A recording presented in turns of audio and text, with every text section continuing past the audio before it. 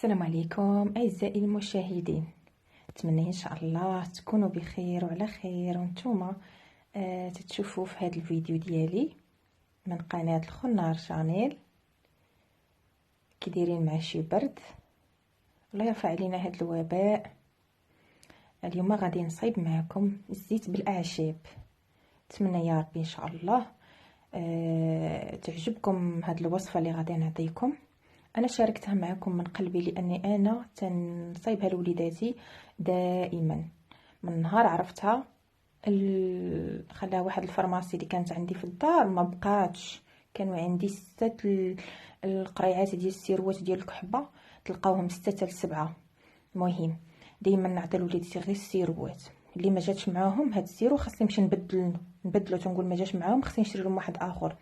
ها الناشفه، ها المخلطه، ها ديال العامره. مهم دائما السيروات عندي في الدار. انايا قلت لك انا عندي فارماسي في الدار. المهم نهار عرفت هذه الوصفه ما بقاش عندي. دابا اقسم بالله الا ما عندي حتى سيرو. كما تتشوفوا الزعتر، اللي ما عندوش الزعتر دير زعيطره، من احسن كيكون الزعتر وفليو. وهذه راها الخزامه، شكون ما تعرفهاش وما يعرفش الفوائد ديال هاد 3 الاعشاب اللي انا ذكرت معكم. صافي. ونحتاجو الزيت ونحتاجو قريعات اللي غادي نديرو فيهم هذوك العشوب والزيت. الزعتر، فليو، خزامه، راهم متواجدين في اي بيت.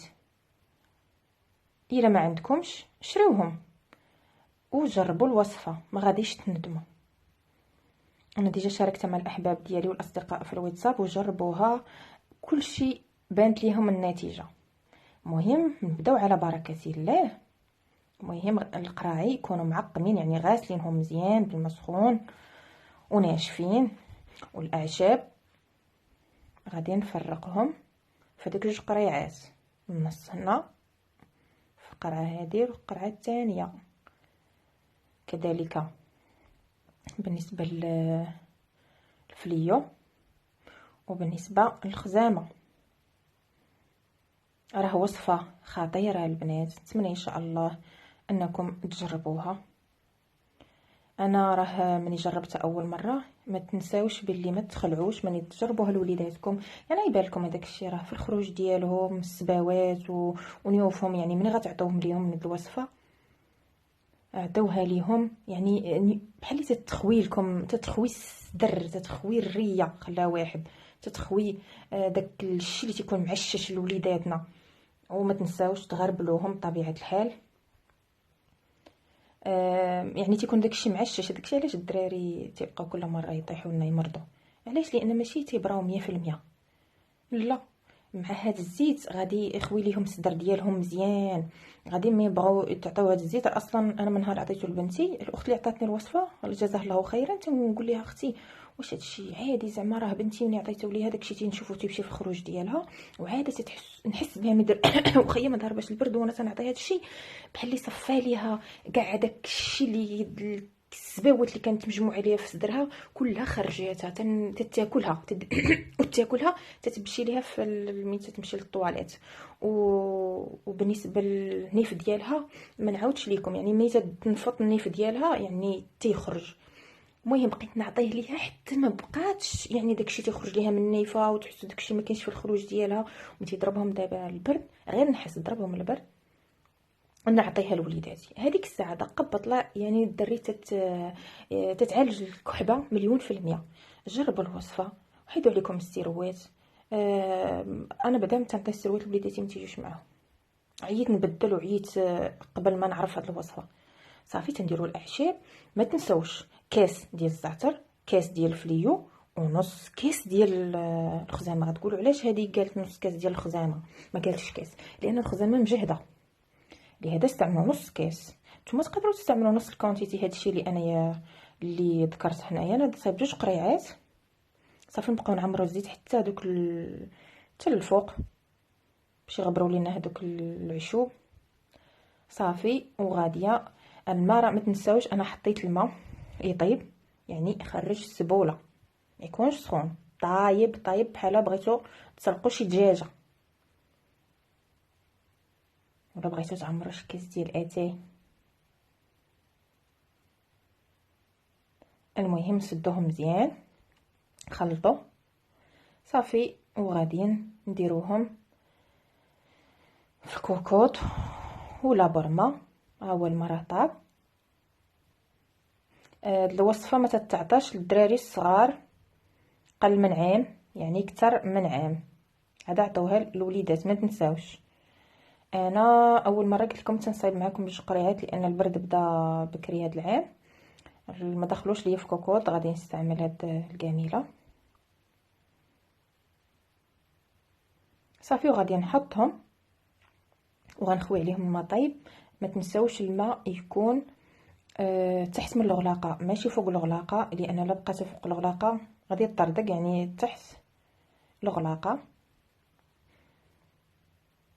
داك الماء طيب اصلا غادي نخليو فيه هاد القرعي الليله كامله ولا النهار كامل حتى داك الماء اصلا تيبرد، يعني من داك الزيت او العشوب تيسخنوا صراحه تيطلقوا هذوك الفوائد ديالهم في داك الزيت.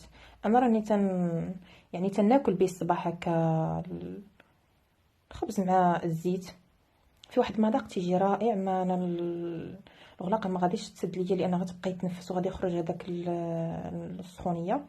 انا غنديرها بميكا وعاد نحط الغلاقه ديال الجميله صافي، وغادي نخليه ليله كامله. نتمنى انكم تجربوا هذه الطريقه ليله كامله، تخليوه هكا حتى يبرد هذاك الماء، راه تولي عندكم الطريقه المعتمده. غادا ندعوا معايا غايبيا الا بغيتوا يعني المصلحه ديال وليداتكم. جربوا هاد الوصفه، جربوا هاد الوصفه. راني انا مادام تنعطيكم شي حاجه الا وانني مجرباها، ماشي نتوما. راني خلاتها واحد الصديقه ديالي كنت ملي عطاتني الوصفه كنت ديما نقول لها واش انت متاكده، تقول لي واش انتيا شنو يسحاب لك انتيا، كيفاش قالتها بواحد الطريقه، قالت لي واش انتيا فار ديال التجارب. قلت لها ما تنعطيك الحاجه الا انني وانها مجربه. هو كيما انا تنجرب الحاجه عاده تنعطيها لكم. المهم كما تشوفوا صافي راه الليله كامله والماء راه برد. شوفوا الزيت صافي.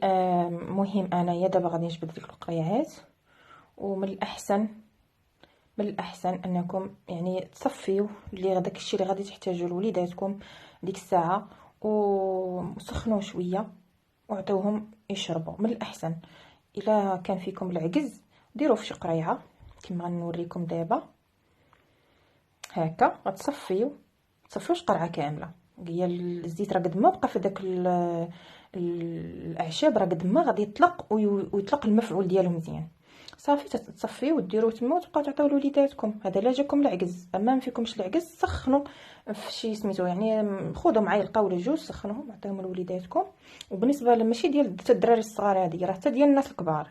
انا هذه اللي تنهضر معكم دابا راه دائما كانت بنتي تستعمل ايروسول، دائما السيروات وداك الشيء اللي تيمشي في الايروسول كنت دائما غنلبقها ليها مسكينه لوجهها، وكان دائما تر عليا تبقى ديك الماكينه دير عليا في الموسيقى ديالها. المهم انا بنتي دابا مابقاش تستعمل هذيك ايروسول صافي، ما بقيتش كاع تنديرها ليها دائما غير الزيت. ولكن دابا مع البرد بدا انا وليداتي قبل ما يخرجوا الصباح تيمشيو تنعطيهم شويه، واخا ما مراتش تنعطيهم شويه الزيت ولي دايره لهم بحال السيرو. نتمنى ان شاء الله الوصفه ديال اليوم انا تنال الاعجاب ديالكم. جربوها، انا راه عطيتها لكم من قلبي. انتم غتبان لكم النتيجه. وشكرا لكم على المتابعه. بارطاجيو الوصفه مع الاصدقاء ديالكم والناس اللي عندهم وليدات صغار هكا محنهم البرد. راها وصفه فعاله 100%، والفوائد ديال هاد ثلاثه الاعشاب راها لا تحصى. والى اللقاء في فيديو اخر ان شاء الله. شوفوا كيفاش انا صراحه ما تنموت على زيت الزيتون، صراحه تيشهي.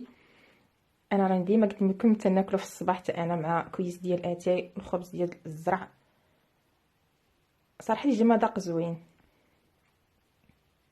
جربوها حتى الناس الكبار مساكن، راها وصفه فعاله الكبار والصغار ماشي حتى غير الصغار. والى اللقاء في فيديو اخر ان شاء الله.